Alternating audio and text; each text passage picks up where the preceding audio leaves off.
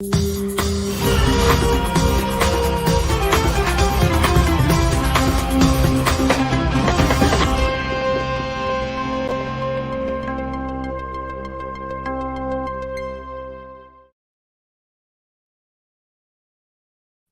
bem, pessoal, estamos ao vivo, segunda-feira, 30 de outubro, 7 horas da manhã, em ponto horário de Brasília. Este é o Desperta ICL, estamos ao vivo em todas as redes sociais, as mais famosas e conhecidas, claro, mas principalmente no YouTube, você que nos acompanha em qualquer rede social.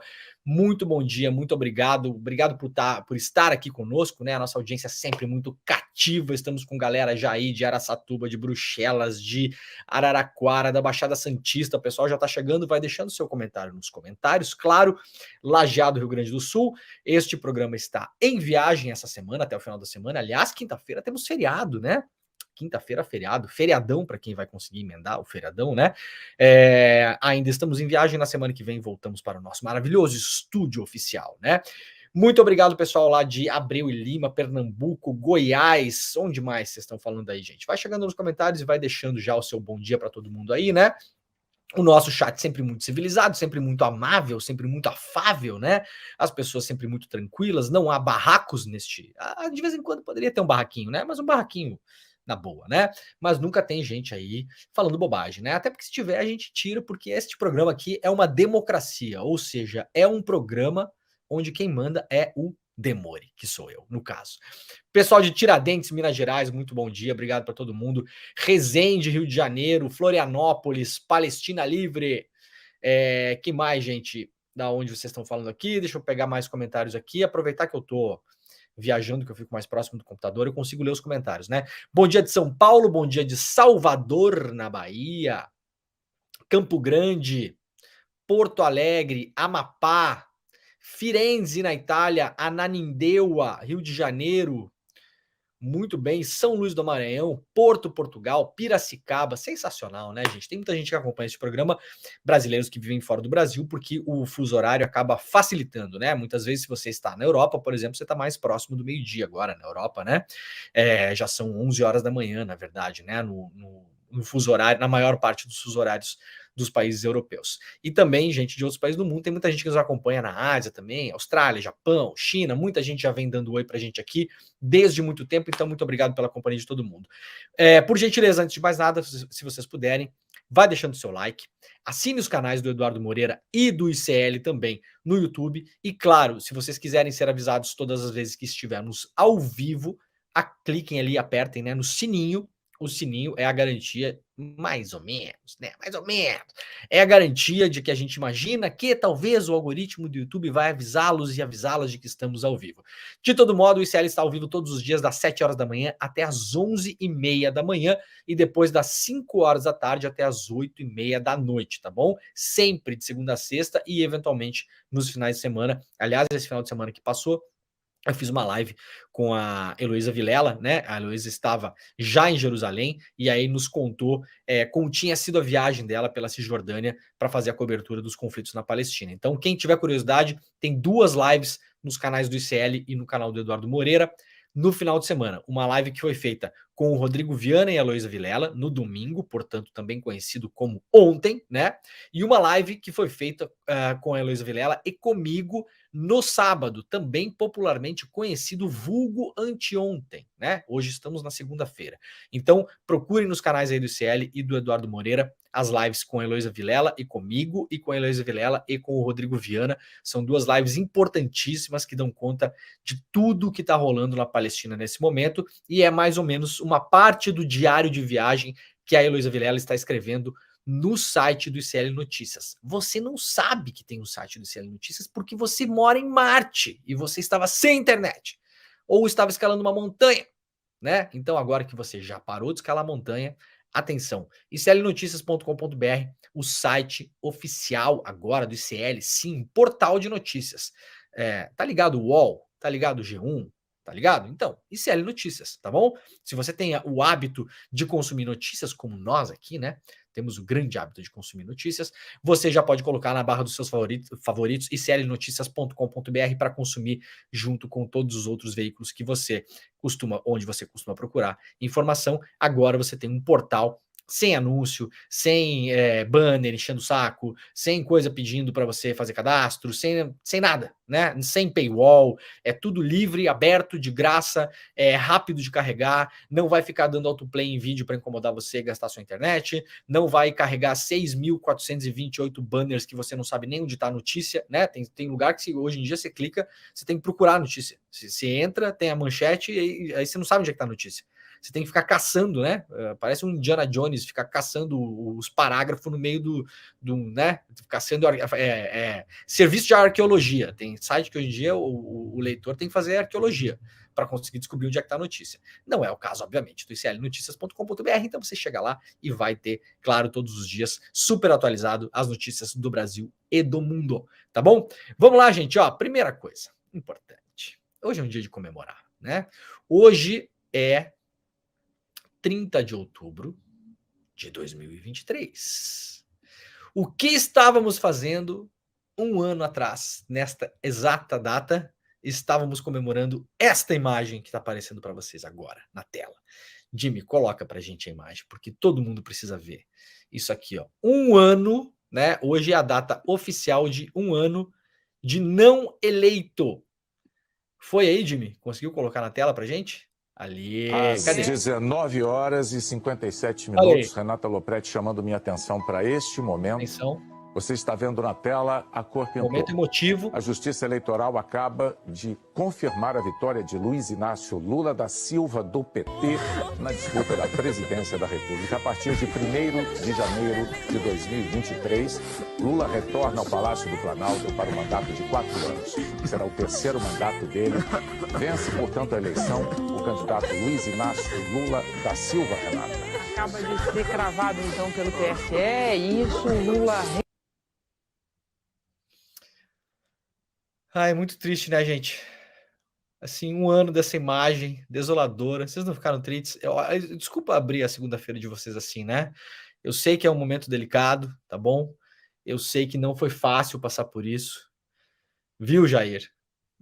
Ei, Jair? Um ano de não eleito. Jimmy, pode compartilhar a minha tela, por favor, com a galera, porque tem mais imagens aqui. Aqui, ó. Esse é um ano, então parabéns, Brasil. Aqui, ó. Vamos aplaudir! Parabéns, Brasil! Um ano de não eleito, né? Essa imagem icônica, essa imagem clássica que tem que estar em algum momento em algum museu do Brasil, quando inaugurarem finalmente o Museu da Imagem do Som no Rio de Janeiro, aquele que está há 442 anos pendurado em Copacabana, que nunca é terminado. Talvez um dia, quando inaugurarem, né? Aquele elefante branco que foi feito na Orla, vão poder usar essa imagem, né? Esta imagem aqui, isso aqui é uma imagem digna, isso aqui é a nossa Mona Lisa, não é, gente? Essa imagem aqui não é a nossa Mona Lisa? O Brasil produziu alguma coisa mais relevante na arte ao longo da sua história do que esta imagem? Na minha opinião, não. Me desculpa de Cavalcante, me desculpa Aleijadinho, perdão, tá? Mas vocês não chegam aos pés desta obra de arte magnífica, maravilhosa. Nós temos que colocá-la em algum museu, as pessoas vão visitá-la como visitam a Mona Lisa no Louvre, né? A gente tem que, aliás, montar um museu só para esta imagem. Um ano, 30 de outubro de 2023. Um ano de não eleito, grande data do nosso país. Claro que eu puxei aqui 2 memes para a gente lembrar que rolaram na época da eleição, né? Vejam só vocês, olha que beleza esse aqui, né? Esse aqui é uma coisa assim, uma imagem mais condizente com a realidade, né? Na verdade, essa imagem aqui é falsa. Essa imagem é a verdadeira. Vocês não acham? Eu acho, né? Precisamos de um fact-checking. Fact-checkers que nos acompanham no chat, por gentileza, vocês acham que esta imagem é a imagem verdadeira ou esta imagem é a imagem verdadeira? Ou ainda mais, será que essa imagem é a imagem verdadeira? O que é que vocês acham? Vamos lá, votem no nosso chat. A gente não vai abrir enquete, mas vocês podem votar. Quem acha que a imagem verdadeira é essa aqui, a nossa Mona Lisa, a Mona Lisa digital do século XXI, está aqui, né? Obra de arte conhecida como não eleito. Temos que descobrir, inclusive, quem foi o designer lá do TSE. Isso aqui é a imagem do TSE, se não me engano, né? Que fez isso aqui. Nós temos que homenagear essa pessoa, né? O nosso Picasso, o nosso Leonardo da Vinci, né? Ou a nossa Frida Kahlo, não sabemos quem fez essa imagem. Parabéns, aliás, né?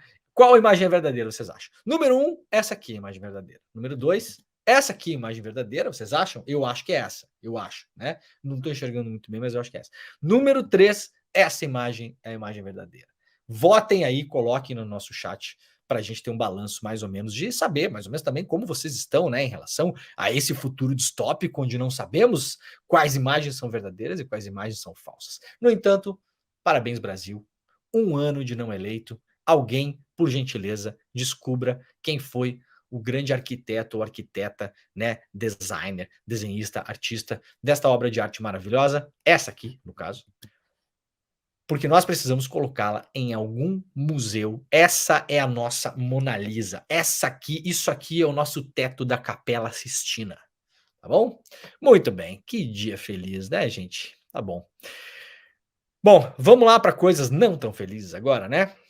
Vai deixando já o seu comentário no chat. As pessoas estão rindo bastante no chat, né? Vocês estão rindo do quê, gente? Do que vocês estão rindo? Não entendo, não entendo. Muito bem. Bom, gente, vamos lá que a gente tem bastante coisa hoje no programa mesmo. Agora a gente vai ter que ir para temas não tão felizes, na verdade, temas bastante tristes. A gente vai começar, claro, com o conflito na Palestina. Vocês já devem ter notado, né? O conflito na Palestina, no geral, tem dado uma sumida da imprensa, né? A grande curva de interesse dos assuntos, isso é mais ou menos normal, tá, gente? Não é só em relação a esse conflito, essa curva de interesse, ela funciona para qualquer assunto. Ao longo do tempo, a gente vai pegando um pouco a manha disso também e vai vendo que aconteceu uma coisa, você olha e fala, bom, isso aí vai durar 24 horas, isso aí vai durar 48 horas, isso aí vai durar 12 horas, né? Teve uma grande atenção pública durante 2 semanas.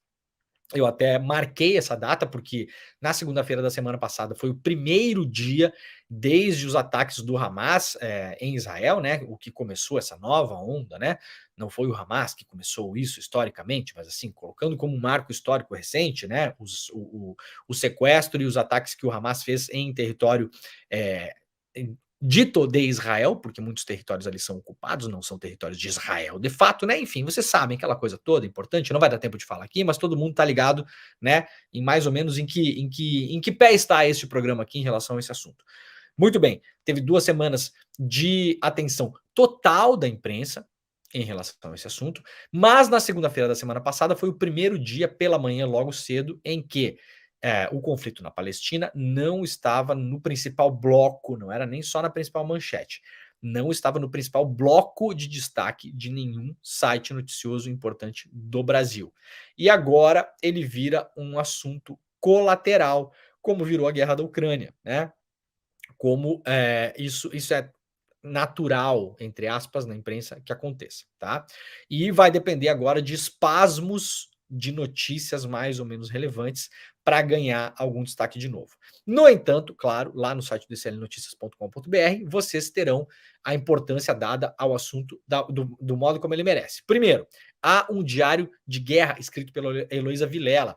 Se você não acompanhou, a Heloísa agora está voltando para o Brasil, mas há vários textos que ela publicou lá, diários, super interessantes, importantes, um outro olhar sobre o conflito, um outro olhar sobre a guerra. Então, acesse o Diário de Guerra da Heloísa Vilela e também hoje, claro, na capa do clnoticias.com.br está lá o conflito, que é ainda o principal assunto do nosso portal.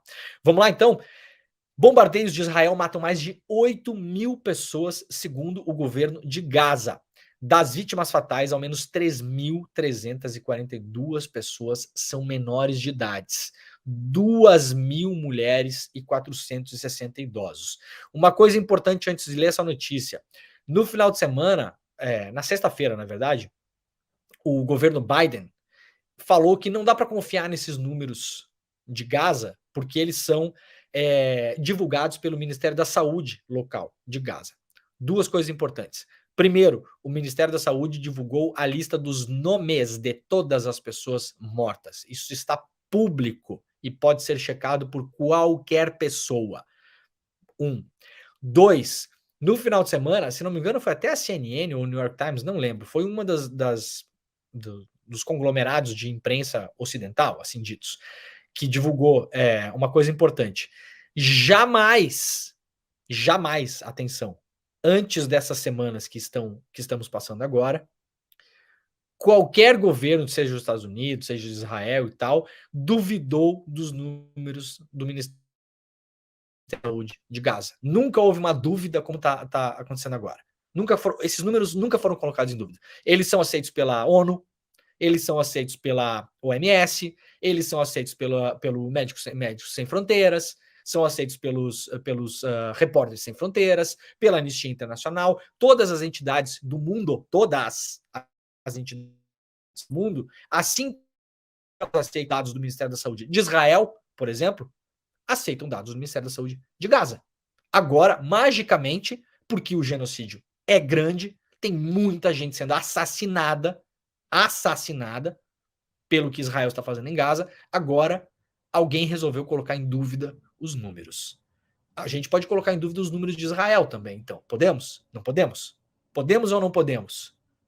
Né? Então é muito conveniente que esse assunto venha à tona agora. Ah, mas tudo bem, Leandro, mas talvez não sejam 8 mil. Não, talvez sejam mais. A possibilidade é que seja mais, inclusive, né? Porque num território sob intenso bombardeio, como é Gaza nesse momento, fica difícil, inclusive, tristemente, contar os corpos, né? Agora, vamos supor que não são 8 mil. São 5. São 4.500. São 4. Não, vamos supor, então, que sejam 3 mil pessoas assassinadas. Quem sabe 2.500? Quem sabe 2 mil pessoas? Tá bom para vocês? Qual é exatamente o número de pessoas considerável que vocês vão achar, né, os críticos dessa ideia, desse levantamento, que é ok? Não, 8 mil é demais, vamos falar que é mentira. Então assim, 6 mil tá bom 6 mil para vocês?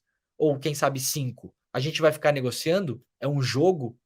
Né? É patético que a gente tenha que falar sobre isso, né? E vindo do governo Biden, né? Que está lá fazendo de tudo para usar isso para sua própria política doméstica, porque tem eleições no ano que vem. Então, lá no iclnoticias.com.br chegou a 8.005 o número de palestinos mortos na faixa de Gaza depois dos bombardeios israelenses. Isso, informações da agência F, com base em um comunicado do Ministério da Saúde de Gaza neste domingo, portanto, ontem. A contagem considera as mortes desde o último dia 7, pós-ataque do grupo Hamas a Israel. Portanto, não são 8 mil pessoas assassinadas pelo governo de Israel na faixa de Gaza. São muitas mais. 8 mil é do dia 7 para cá. Não se esqueçam que a faixa de Gaza vem sendo bombardeada há muitos anos. Tá bom? O porta-voz do ministério, então, afirmou em entrevista coletiva que entre os mortos também há 2 mil mulheres e 460 idosos. O representante de Gaza acrescentou que ao menos 25 ambulâncias foram destruídas dentro do território e 57 unidades de saúde foram alvos de ataques das forças israelenses. Unidades de saúde contabiliza-se também, claro, hospitais, né? O pessoal estava muito apegado à história daquele único hospital. Aquele único, é o único que há dúvida, né?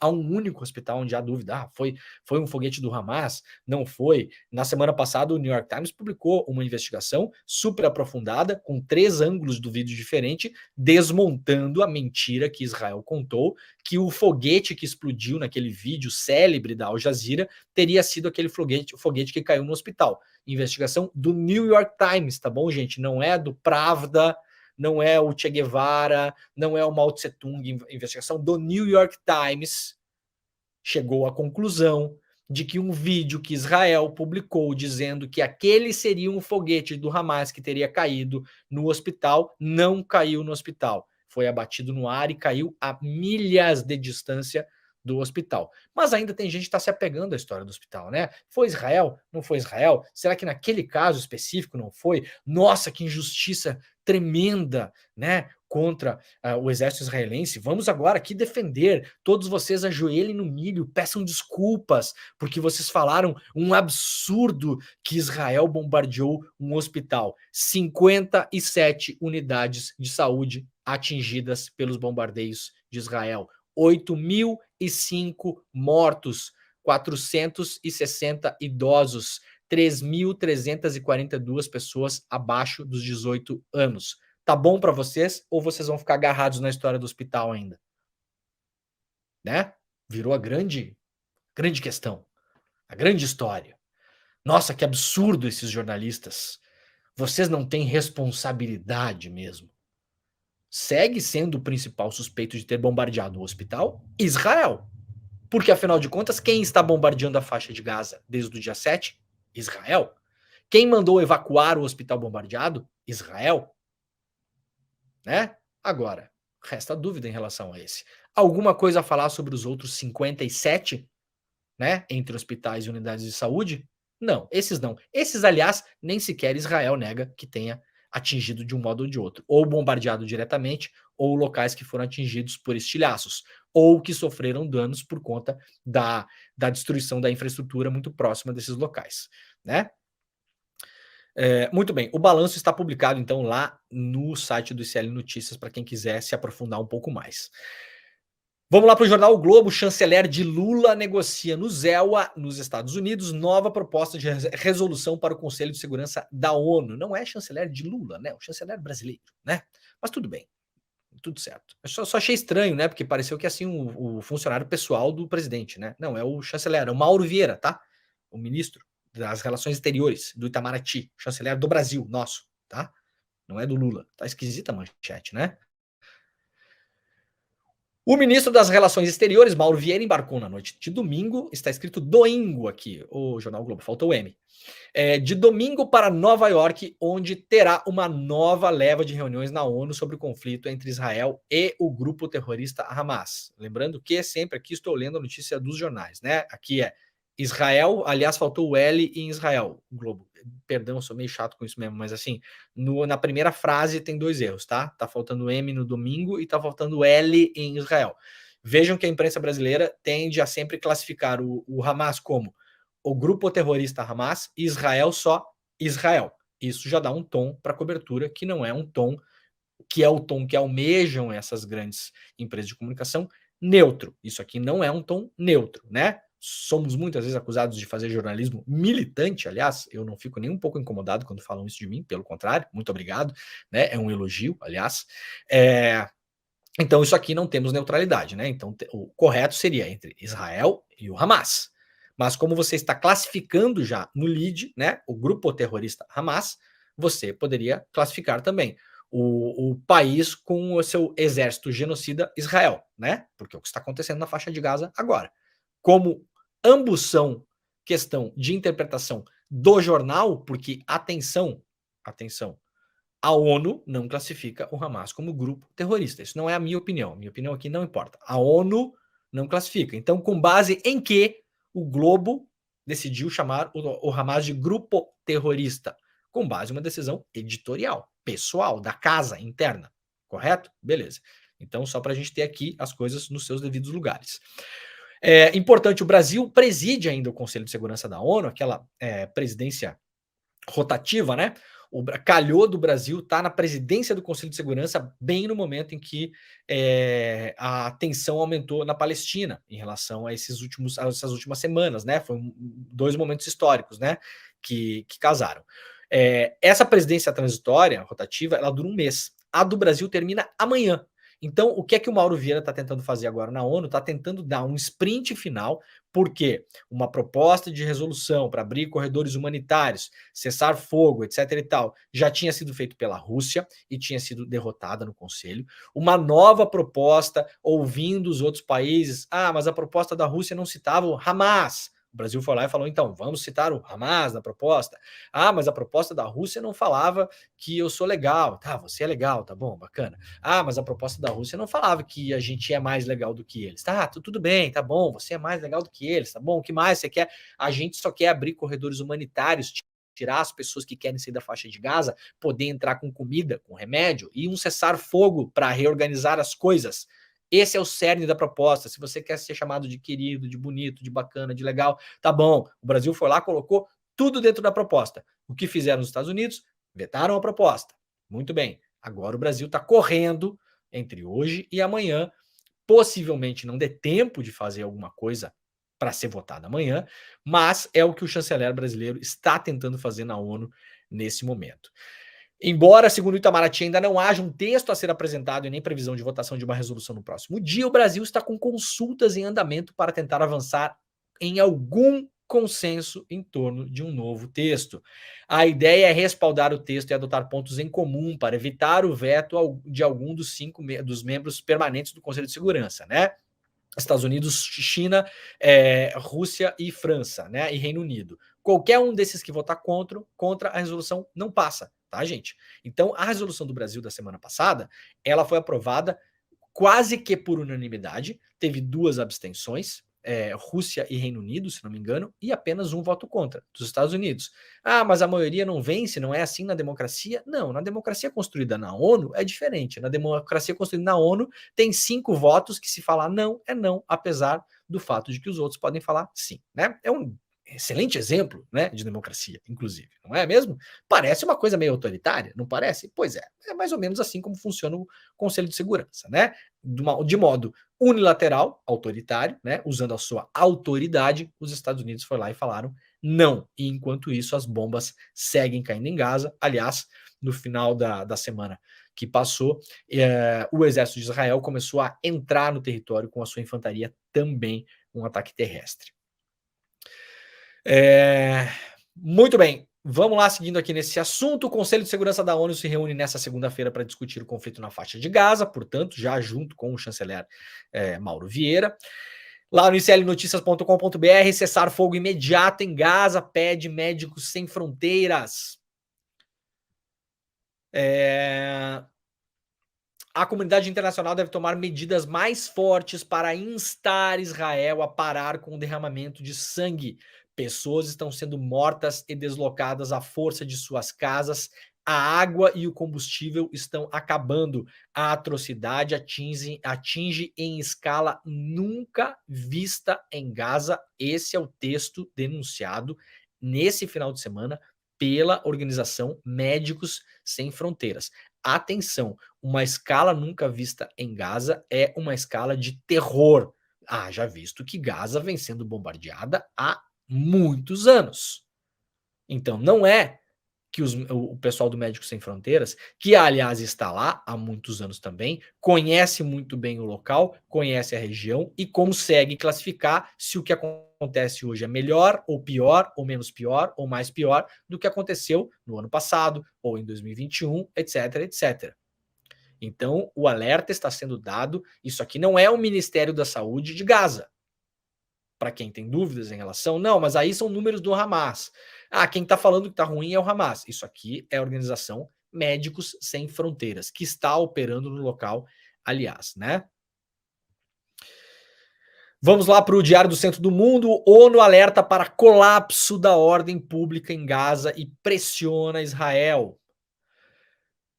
A intensificação dos bombardeios e a ampliação da ofensiva terrestre das Forças Armadas de Israel na faixa de Gaza levaram a uma série de saques a armazéns e centros de distribuição de alimentos da ONU. Esse cenário levantou preocupações sobre o colapso da ordem pública na região, alertando para uma situação cada vez mais desesperadora.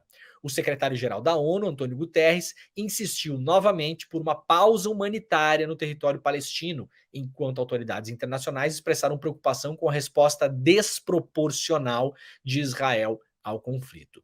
Durante uma visita a Katmandu, capital do Nepal, Guterres expressou seu lamento devido a intensificação das operações militares por parte de Israel na faixa de Gaza.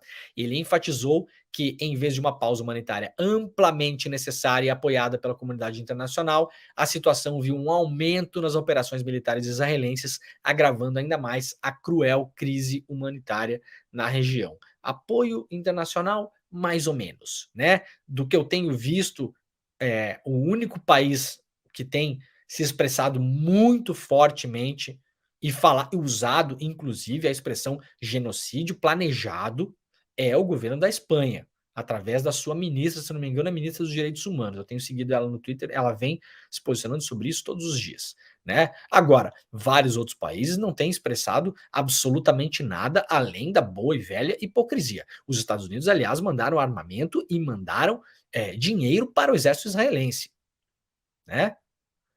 Em maio, quem acompanha esse programa sabe, eu estava em Oslo, na Noruega, onde inclusive estou agora, novamente, né?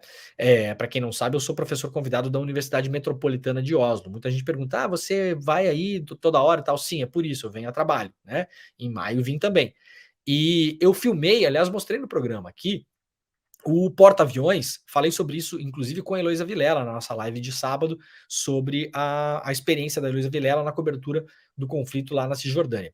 Eu filmei a maior máquina de guerra já produzida pela história da humanidade, chamada USS Gerald Ford, que é um porta-aviões cheio de caças em cima, né, com mais de 2.000 militares, uma máquina de guerra que estava portada, assim, bizarramente, no fiord de Oslo, para todo mundo ver, né, aqui na Noruega. Na época, por conta das tensões da guerra da Ucrânia, porque a Noruega terceirizou o seu exército para a OTAN desde o final da Segunda Guerra Mundial, é incapaz de se defender sozinha de uma ameaça como a Rússia, por exemplo, né? E aí os Estados Unidos mandaram para cá porque a Noruega faz fronteira seca com a Rússia lá no extremo norte. Sabem onde está o porta-aviões Gerald Ford nesse exato momento? Está no Mar de Gaza, na frente do Mar de Gaza, na frente. Então, assim, apoio internacional, Guterres, você tá meio sozinho nessa aí, tá? Lamento lhe informar. Ato em solidariedade à Palestina reúne mais de 2.000 pessoas na Avenida Paulista. Também noticia aqui o islnoticias.com.br. Lá na revista Fórum, Netanyahu apaga tweet e se desculpa após falha da inteligência em 7/10. O primeiro-ministro de Israel provocou uma crise no governo sionista após acusar os chefes da inteligência e do Shin Bet, a agência de segurança que atua em Israel, uma espécie de ABIN israelense, né? Ou uma CIA, se querem, né? A ABIN não, porque a ABIN é a agência da atrapalhada, né? É mais parecido com a CIA, porque é uma coisa de fato eficiente para o mal, né?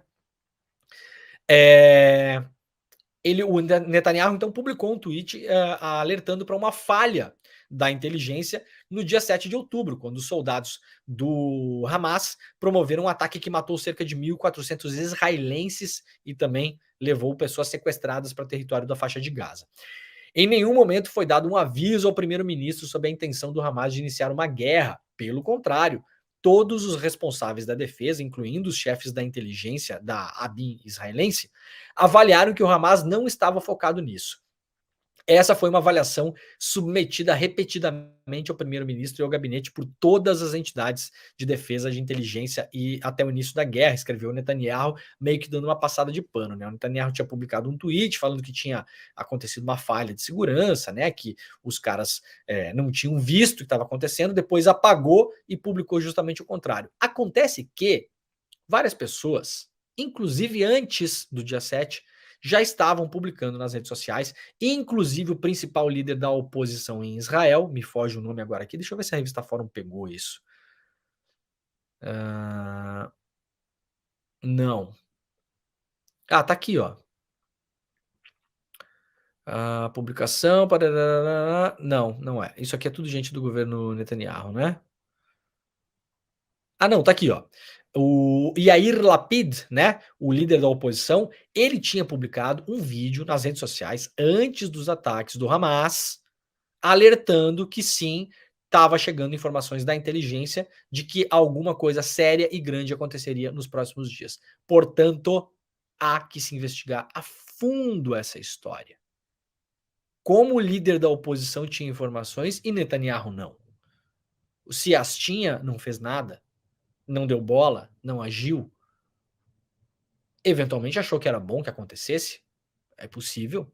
Estamos falando de Benjamin Netanyahu, tá? Tem gente que perde um pouco a mirada, né? Netanyahu é o Bolsonaro, tá, gente? Bolsonaro, é o Trump, é essa galera, tá bom? Não é igual ao Bolsonaro. Não, não é igual. Nem o filho do Bolsonaro é igual ao Bolsonaro. Ninguém é igual a ninguém, né? Tá bom? Mas assim, para termos da gente entender, assim, né, o que tá acontecendo no mundo, eu acho irônico, inclusive, né, para não dizer patético, como falei na sexta-feira, que tem gente que diz que lutou contra o fascismo de Bolsonaro no Brasil e apoia Netanyahu. Não lutou nada, tá bom?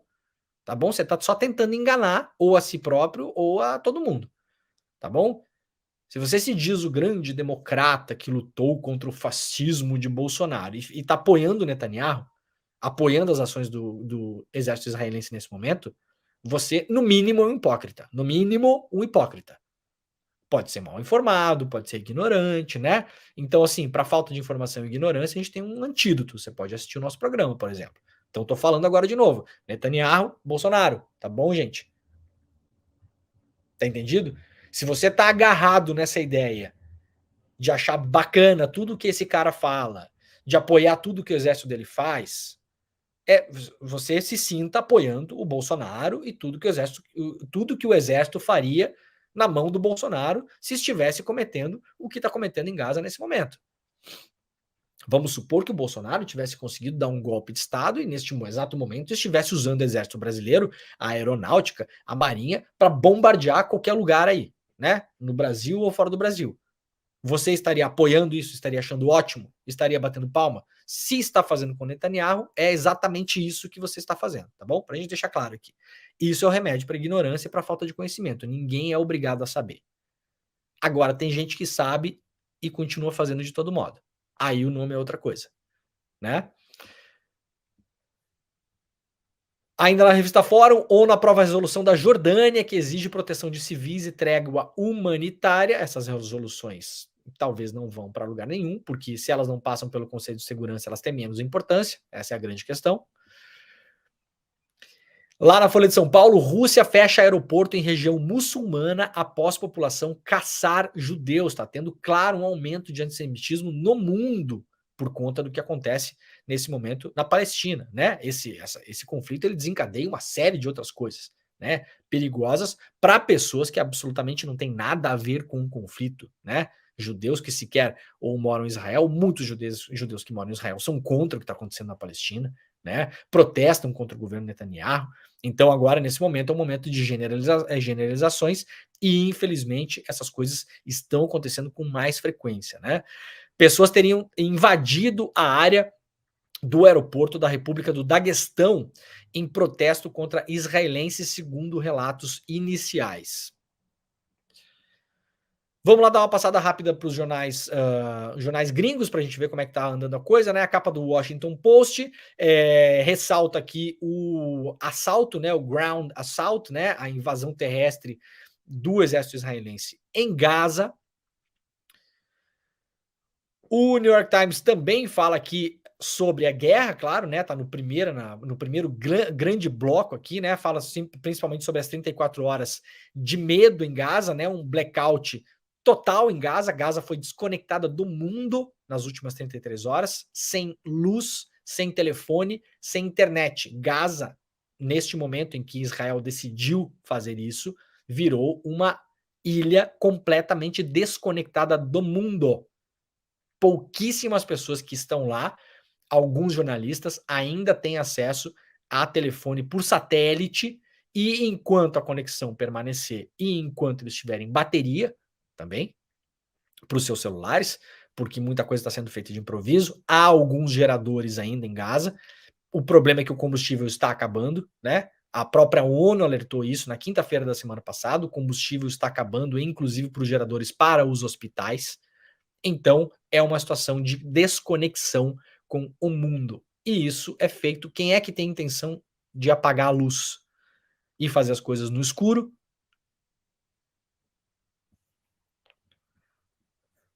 Na capa do jornal inglês The Guardian também, né? As forças israelenses divulgando que atingiram 600 alvos ligados ao Hamas, segundo as forças israelenses, e agora estão expandindo o seu avanço dentro do território de Gaza, né? Isso com artilharia e com infantaria, né, gente? Com tanques, com carros blindados e tal, e com soldados também. Aqui na capa do Telegraph também, a principal notícia é o conflito lá na Palestina. A capa do jornal É o País também. Os tanques israelenses avançam em uma ofensiva sobre a cidade de Gaza. Aqui tem imagens, né, do É o País mostrando de longe, né, é o que dá para pegar, né? Alguns jornalistas conseguem se posicionar mais próximos da fronteira e conseguem mostrar o avanço dos tanques, né?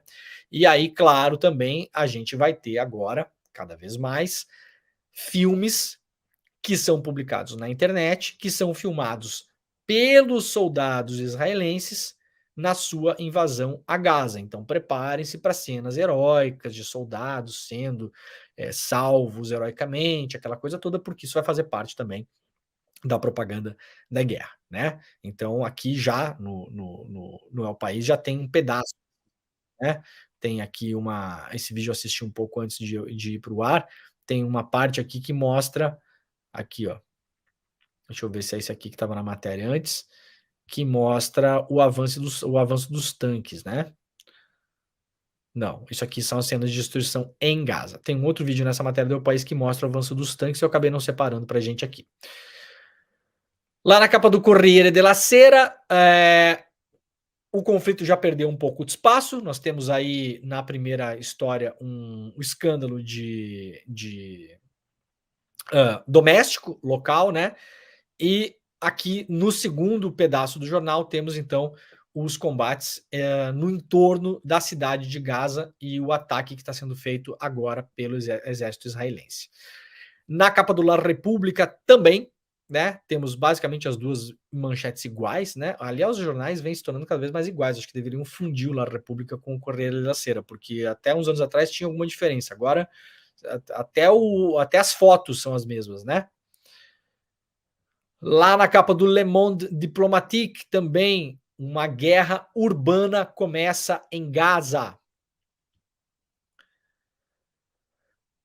Muito bem, gente. Pulando esse assunto, vamos lá então para outras coisas que a gente tem para o programa de hoje, né? Lembrando para quem está chegando agora, por gentileza, deixa o seu like, assina este canal, né?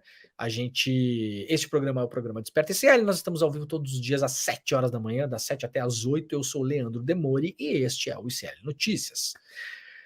Vamos lá para a Folha de São Paulo. Com táticas de disfarce, conteúdo nazista se dissemina pelo TikTok.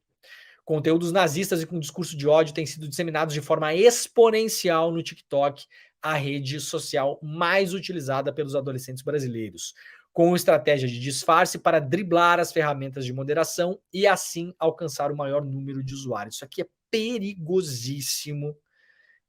Quem tem filhos aí na idade que está usando o TikTok, muita atenção, tá bom?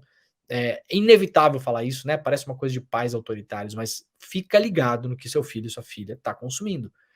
Muitas vezes não vai ser conteúdo explicitamente, né, nazista. Não vai ter a foto do cara lá, né, do bigodinho. Não vai ter a foto dele. Esse tipo de colonização da mente entra na cabeça da molecada de outra maneira, por outras vias, né? Com a tática conhecida como apito de cachorro, uma referência ao apito canino audível só para os cães, usuários da rede têm espalhado conteúdos nazistas por meio de expressões e símbolos aparentemente banais. Eles, no entanto, escondem mensagens de incitação ao ódio e à violência e cooptam, sobretudo, jovens para grupos extremistas. Esse é o grande perigo, tá? O seu filho ou sua filha vai lá, começa a consumir esses conteúdos, começa a se radicalizar, mesmo sem ter consciência disso, e quando vê, tá com a cabeça bem pronta, bem aberta para ser cooptado para grupos extremistas, e depois sabe-se lá Deus onde essa história pode parar. Essa é a conclusão de um estudo feito a partir da observação de 2 semanas realizadas pelas pesquisadoras Letícia Oliveira e Tatiana Azevedo. Para o relatório, elas criaram um perfil no TikTok que passou a seguir e curtir vídeos de perfis com conteúdo neonazista e que fazem parte da subcomunidade que cultua autores de massacres em escolas. Em pouco tempo, o algoritmo do TikTok reconheceu o conteúdo preferido do perfil e passou a fazer recomendações de vídeos e contas desta mesma temática nazista e neonazista na aba para você do TikTok. As pesquisadoras alertam sobre o risco desses conteúdos alcançarem os jovens, principalmente aqueles com os transtornos mentais ou em sofrimento emocional, como é o caso de um aluno de 16 anos que entrou armado na Escola Estadual Sapopemba, na zona leste de São Paulo, na última segunda-feira. Ele matou um adolescente e feriu outros 13 estudantes. No inquérito policial sobre o ataque à escola, a mãe do adolescente atirador contou que ele era um usuário frequente do TikTok e que produzia conteúdos em situações controversas para alcançar mais seguidores e fama. Em uma das ocasiões, ele publicou um vídeo com uma suástica desenhada no rosto e às vésperas do ataque na escola, ele se automutilou na coxa com o mesmo símbolo. Para a polícia, o objetivo dele era se promover na internet.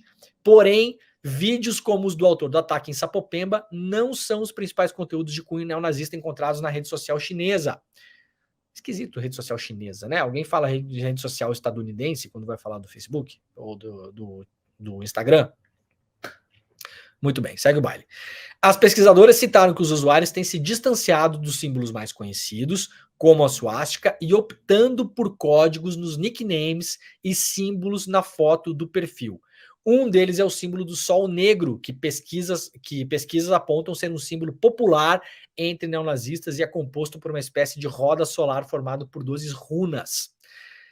Há ainda diversos nicknames que combinam os números 14 e 88. Isso porque o número 14 se refere às 14 palavras da frase do supremacista branco David Lane. E 88 significa Hail Bigodinho, né? Porque é o HH, né? 88, oitava letra do alfabeto, H, 88, HH, tá? Então, ó, olho nisso, tá, gente? Porque, de fato, essa... a radicalização para o mal, né? A gente pode se radicalizar na vida para o bem, para várias coisas, né? Você pode, por exemplo, se tornar uma pessoa radicalmente adepta de esportes aquáticos, sei lá, né? Radicalização não é necessariamente para o mal. Agora, nesse caso aqui, obviamente é. Então, olho nisso, porque não é tão evidente o modo como essas contas usam de comunicação em massa para cooptar jovens para cometer, no limite, né, esses massacres que a gente tem visto acontecer no Brasil, infelizmente com maior frequência, tá bom? Paz, atenção, olho nisso. Lá no ICL Notícias também, tempestade causa enchentes no Paraná, né? Teve já bastante alagamento no Paraná nesse sábado e nesse domingo, no sudoeste do Paraná. As chuvas fortes continuam na região sul, principalmente. Isso aqui é a imagem do município de Dois Vizinhos, na região lá de Pato Branco, Francisco Beltrão, lá no sudoeste do Paraná. Vamos lá para o DCM, Diário do Centro do Mundo. Policiais do Rio de Janeiro roubaram 31 fuzis do Comando Vermelho e venderam para a facção rival. Cada dia que a gente vê um político falar que vai combater o crime e faz uma coisa tipo assim, coloca a polícia de um lado e o crime do outro, né? O universo sorri de modo irônico para nós, seres humanos, pobres seres humanos, falando essa bobagem, né? Não, a gente vai usar a polícia porque temos que defender a polícia e a polícia é que vai combater o crime. Atenção, isto é uma imensa bobagem, tá bom? Vamos lá de novo. Atenção, isto é uma imensa bobagem. Sobretudo no Rio de Janeiro, onde polícia militar e polícia civil estão enfiadas com o pé nessa jaca até o talo, aqui juntinho com o crime organizado, seja de perfil mafioso miliciano, seja de perfil de facções, as facções mais clássicas, mais antigas, digamos assim, né?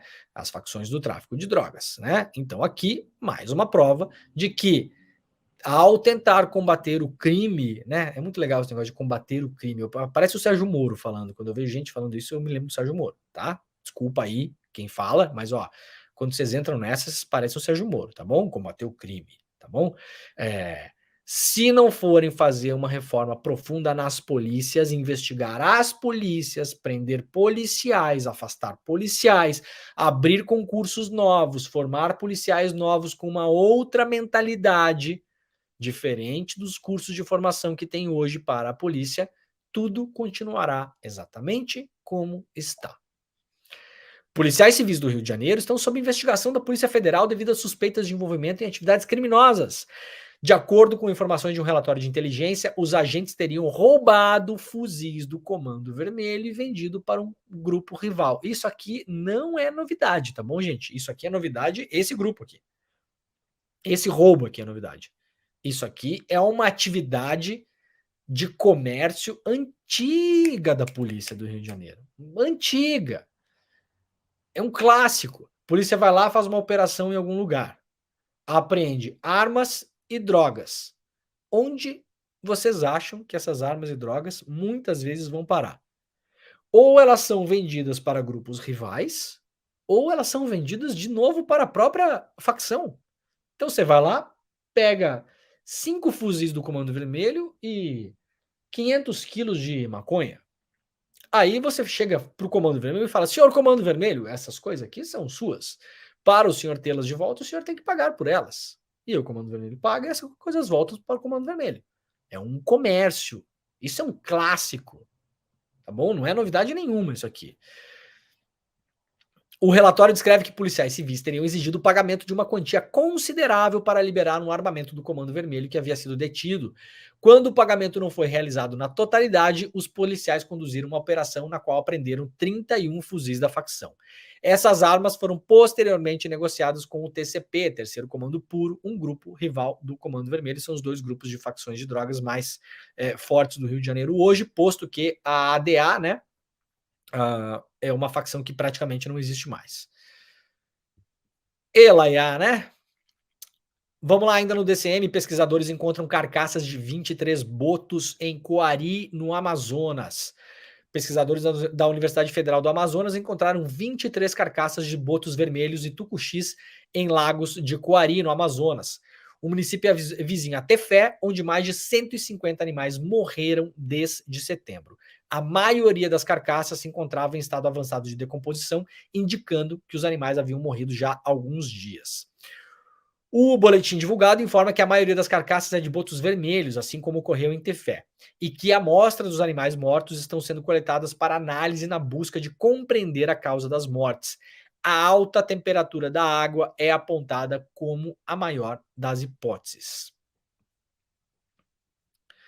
Mudança climática ameaça insetos que polinizam lavouras como café e cacau. Atenção, pessoal do agro!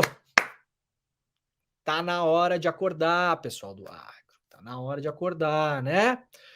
Tem gente que estava achando que o mundo ia se acabar, mas ia continuar tudo dantes como, né? Como nunca antes. Atenção, pessoal do agro. Atenção, plantador de café. Atenção, pessoal que depende de polinização. Laranja, todo mundo. Tá na hora de acordar. Algumas das principais lavouras tropicais do mundo, inclusive os cafezais e os cacaueiros, correm risco de ficar sem os insetos que polinizam suas flores por causa da crise climática. A abundância desses animais, cuja presença é essencial para a produção de uma grande variedade de frutos, pode cair para menos da metade num planeta mais quente, calcula um novo estudo. Segundo a pesquisa publicada recentemente no periódico Science Advances, os países cuja produtividade agrícola tem mais chance de ser afetada são Brasil, China, Índia, Indonésia e Filipinas. Frutas como manga e melancia estão na lista das que podem sofrer com a falta dos polinizadores, ao lado do cacau e do café. Seca no Amazonas ameaça atrapalhar abastecimento de ar-condicionado e TV no Natal. Vejam só que coisa curiosa, né? Sabem por quê? Pode faltar no mercado local ar-condicionado e televisão e outras coisas?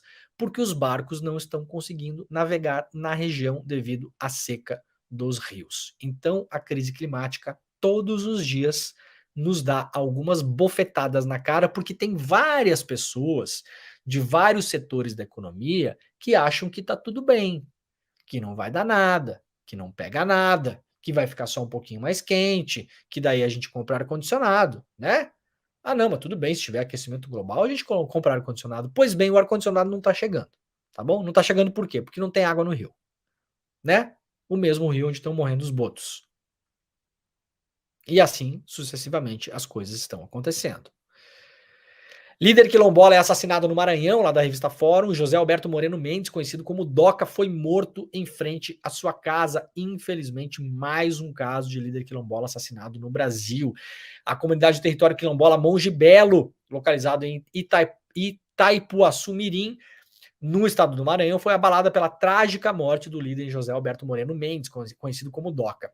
O assassinato, perpetrado por 2 atiradores em frente à sua residência, gerou comoção e indignação, destacando a violência persistente contra defensores dos direitos humanos e a luta pela titulação dos territórios quilombolas. Mais um caso, né? Como teve o caso da mãe Bernadette, e infelizmente esses casos estão se sucedendo no Brasil com uma velocidade assustadora. É muito difícil você lutar pelo direito à terra hoje no Brasil. Sempre foi, né? Hoje também segue sendo.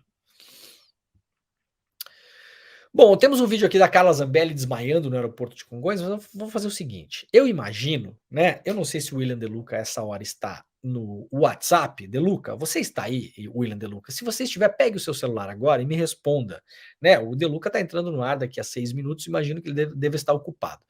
Deluca, o senhor mostrará o vídeo da Carla Zambelli desmaiando no aeroporto? Se sim, eu não vou mostrar hoje aqui, tá bom? Não mostrarei, né? Este programa aqui não é um programa de fofoca, tá bom? Não é. Programa de fofoca é o programa do William Deluca. E que bom, porque eu adoro fofoca, né? E quem não gosta de fofoca não sabe o que tá perdendo. Então, quem gosta de fofoca é uma fofoca qualificada, claro, é uma fofoca do ICL, né? É uma fofoca de gabarito, é uma fofoca de consistência, né? O programa do Deluca começa às 5 horas da tarde, né? O nosso querido rolê, né? Vamos dar um rolezinho, né? Com o William Deluca. Ou então, meu querido Deluca, se você for mostrar esse vídeo, deixa eu ver se ele vai me responder aqui. Não deve estar online nessa hora, né? Tá muito ocupado. Vamos ver.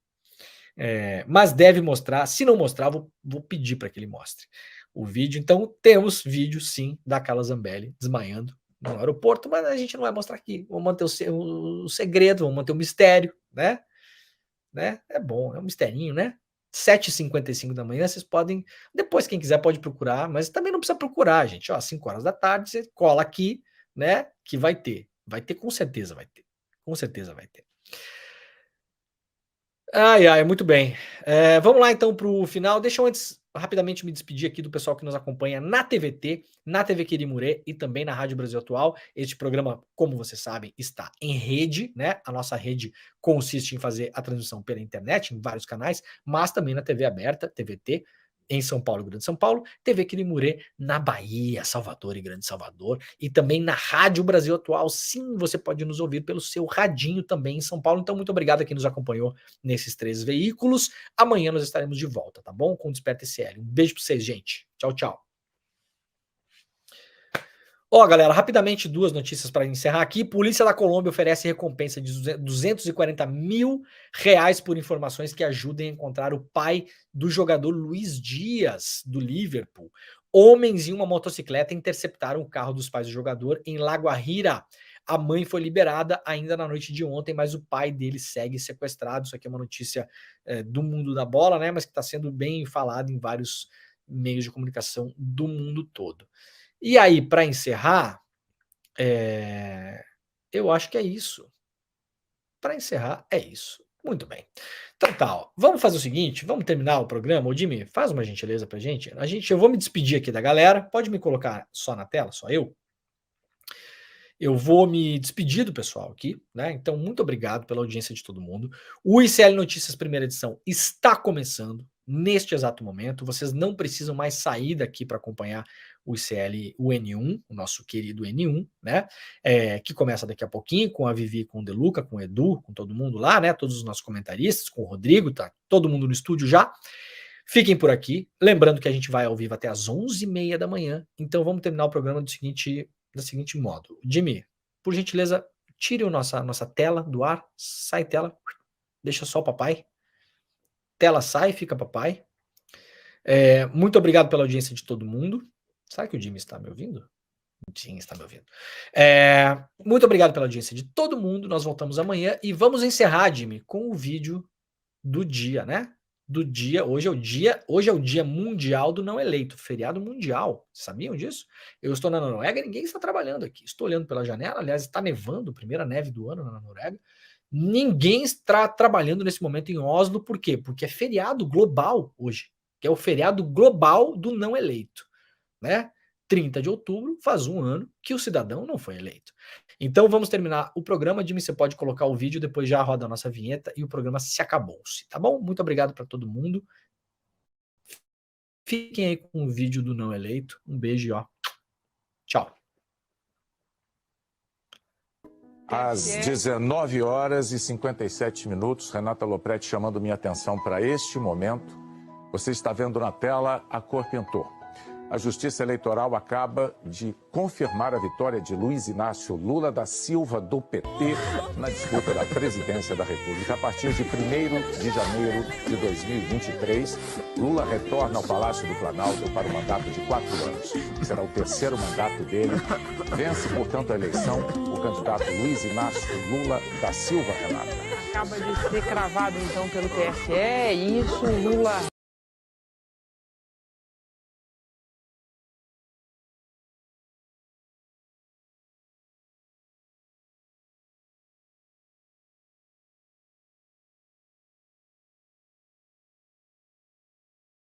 Pois é, chegou a hora do primeiro grande lançamento do ICL na área de filmes e documentários. Você está preparado para assistir um filme que vai te tocar profundamente e revelar uma verdade que todo mundo tenta esconder? No dia 12 de novembro, um domingo, às 8 horas da noite, no horário de Brasília, a gente vai apresentar para vocês trechos do documentário De Quanta Terra Precisa o Homem e também fazer um debate incrível sobre essa, que é uma das questões mais importantes para o Brasil, a questão da terra. Junto conosco vai estar ninguém mais, ninguém menos do que João Pedro Stedley, um dos principais líderes do movimento dos trabalhadores sem terra. Estarão conosco também várias outras pessoas que têm na sua vida a luta da terra como um dos principais motores. Para você não perder esse encontro histórico e assistir trechos inéditos do filme De Quanta Terra Precisa o Homem, é só você se inscrever gratuitamente no link aqui em cima ou aqui embaixo. Não perde essa chance. Todo mundo vai celebrar a estreia do ICL no mundo dos documentários e filmes e, mais uma vez, aprender muito com a nossa plataforma.